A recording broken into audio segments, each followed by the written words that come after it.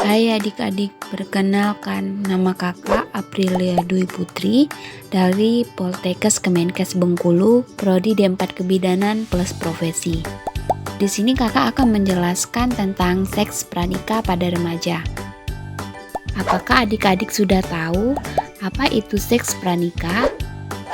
Jadi begini, seks pranikah adalah hubungan seks yang dilakukan remaja sebelum menikah. Apa sih remaja itu? Remaja adalah waktu manusia berumur belasan tahun. Pada masa remaja, manusia tidak dapat disebut sudah dewasa, tetapi tidak dapat pula disebut anak-anak. Terdapat 3 klasifikasi remaja. Di antaranya, yang pertama itu remaja awal. Remaja awal ini berumur 12-14 tahun. Remaja tengah rentan usia 15-17 tahun. Sedangkan remaja akhir usia rentan 18-21 tahun. Pada remaja terdapat perubahan pubertas. Nah, di antaranya ada tanda pubertas pada remaja laki-laki, yaitu kulit lebih berminyak, bahu atau dada menjadi bidang, tumbuh rambut halus pada wajah, di bawah lengan dan sekitar kemaluan. Penis tumbuh melebar dan panjang, testis menjadi lebih besar, dan otot kaki, leher, dan dada membesar dan kuat. Bagaimana dengan tanda pubertas pada remaja wanita? Yang pertama, postur tubuh terbentuk, kulit lebih berminyak, tumbuh rambut di ketiak dan sekitar kemaluan, payudara tumbuh membesar, pinggul melebar, bagian paha membesar dan pinggang meramping, otot kaki membesar dan kuat. Bagaimana sih bentuk perilaku seksual? Adik-adik harus tahu, bentuk perilaku seksual bisa bermacam-macam, mulai dari bergandengan tangan, berpelukan, bercumbu, petting atau bercumbu berat, sampai berhubungan seksual. Dari berhubungan seksual, terdapat dampak buruk perilaku seksual pranikah. Di antaranya, terjadi kehamilan remaja, kehamilan yang tidak diinginkan, sehingga upaya melakukan pengguguran aborsi yang tidak aman.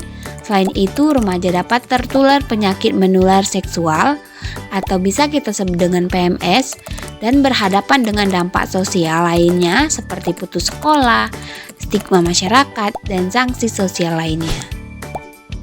Selain itu, dapat berdampak sosial akibat seksual, di mana memicu kejadian perilaku pelecehan dan kekerasan seksual, penurunan prestasi belajar dan putus sekolah, isolasi sosial, penelantaran bayi yang dilahirkan.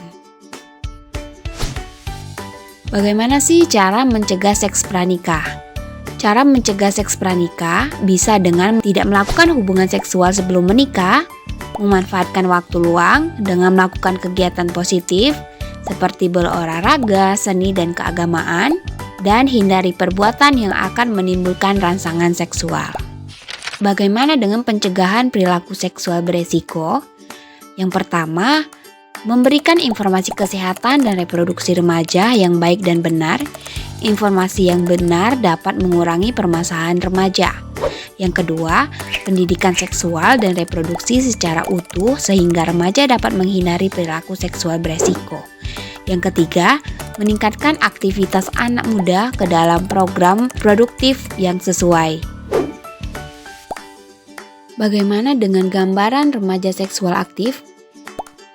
Yang pertama, bisa menyebabkan kehamilan yang tidak diinginkan. Yang kedua, bisa menyebabkan penyakit menular seksual PMS.